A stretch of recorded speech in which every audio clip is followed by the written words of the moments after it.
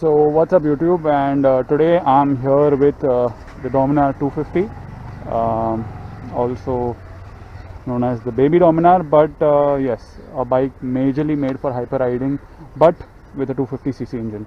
So right away when you see the structure of this bike, it's very beefy. They've given it upside down forks, they've given it a 250cc engine, they've given it that muscular tank, they've given it double barrel exhaust just like the 400. They've not skipped on some of the good things that we liked about the new Dominar 400. So yeah, the things that they've skipped the diamond cut alloy wheels, they've skipped the swing arm, the forks are a little smaller but they're still the same way, and the biggest thing that they have skipped are the tires. I know the owner of the bike, Mr. Arnold Souza, has a problem with the size of the tires and he wants to upgrade the size of the tire. To me it looks okay from this angle, but if I take a look at it from this angle, yes, it looks a little small.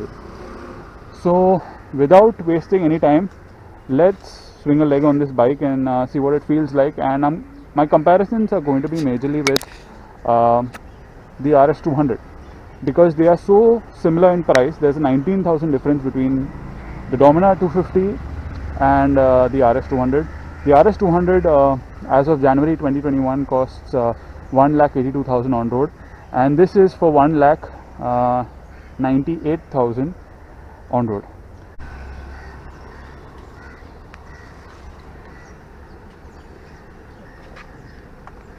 So okay, immediately when you sit on the bike, it's quite heavy at a, just to move it around like this in the same position, it's quite heavy. But let's see what it feels like when you start moving. A very loud exhaust, and yes, I'm wearing short pants.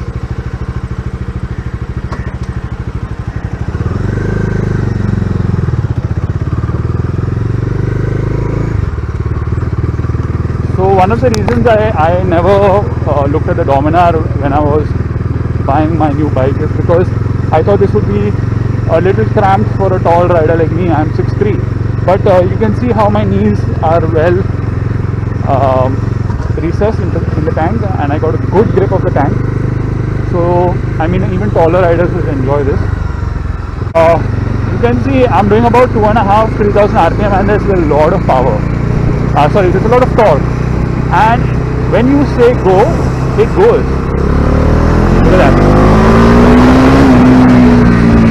So in second gear, it just went.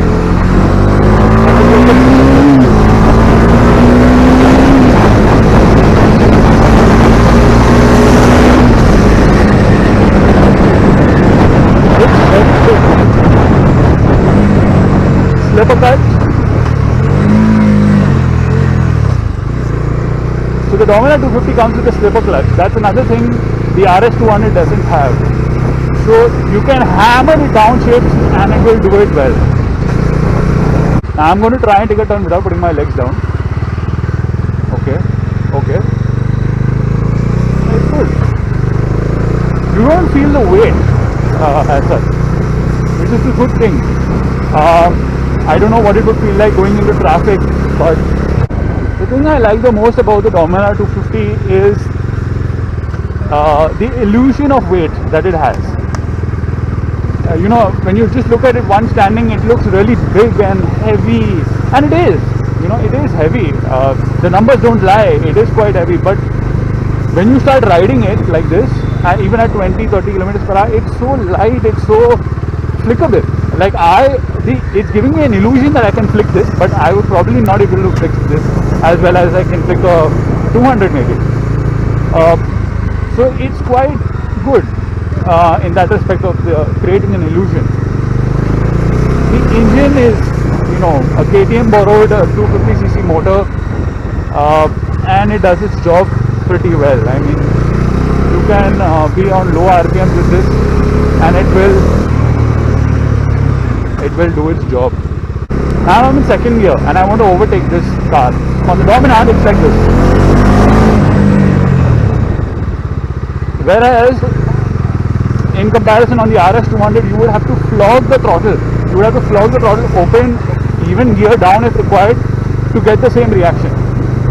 That is what the 50cc additional and being a more torquey motor means.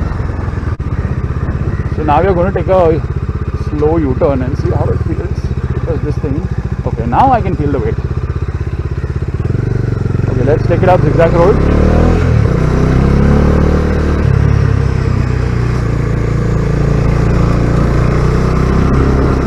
Okay, you can't corner this as well as the RS200, but okay. It's longer wheelbase, what can I say? If you want to ride this bike hard, it's pretty easy to do that because it's so torquey. The engine is so big that it doesn't mind being revved as well. But yes, in comparison, I think the RS200 would be more rev happy than this is. This is, the limiter is set much lower. It starts crying at 7,000 RPM. So in that regard, it's a very different nature. It's built for a different reason. It's built for hyper riding, which means highway overtakes is what this thing is made for. Now let's see how the Dominar 250 performs when you give it some gullies. Gully gang. I don't know if you are getting the audio properly because this bike is pretty loud. Okay, we're giving it some gullies like this.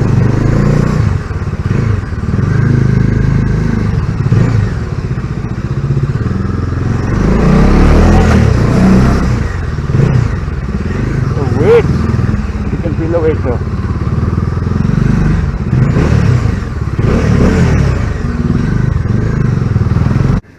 The price difference I told you about. This is 1,82,000 on road and this is 1,98,000 on road.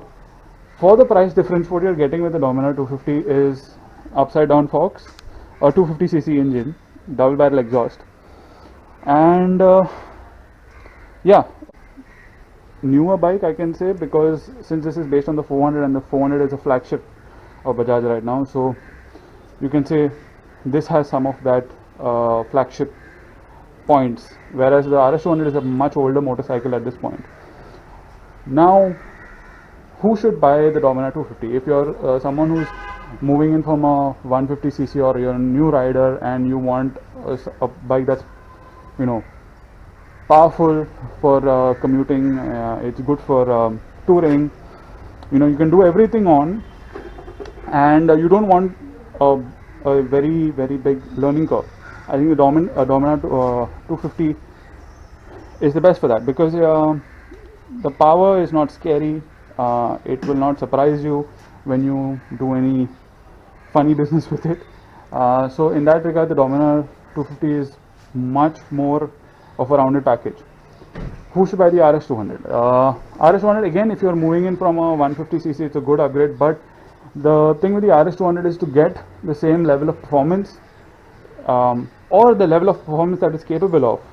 If you want the same level of performance from the RS200, you will have to ring the throttle open all the time. You have to keep doing this with the RS200, which if you're a new rider, you might not like that. You might find that a little scary, because the RS200 starts making power after 6,000 RPM, and then if you're not ready for that burst, it can be a little risky. If you like highway touring, if you're you have a long stretch of highway to commute on, then I think the Dominar and the RS200 would do a good job. Except for fuel efficiency wise, the RS200 would be a little better just because of the smaller engine. But then if you talk about refinement and all, yeah, the Dominar is much more refined, because thanks to a bigger engine, it has to make it just less stressed. For example, if you had to cruise at 120 kilometers per hour, the RS200 can do it. Being a 200cc bike, it can do 120 kilometers per hour, no problem. The Dominar 250 can do that too, but it will be at lower revs, so the engine is less stressed, because thanks to a bigger engine. So you have to see what matters to you. The RS200 can do it, but it will be a little more stressed than the Dominar 250. If you like corner carving, if you like a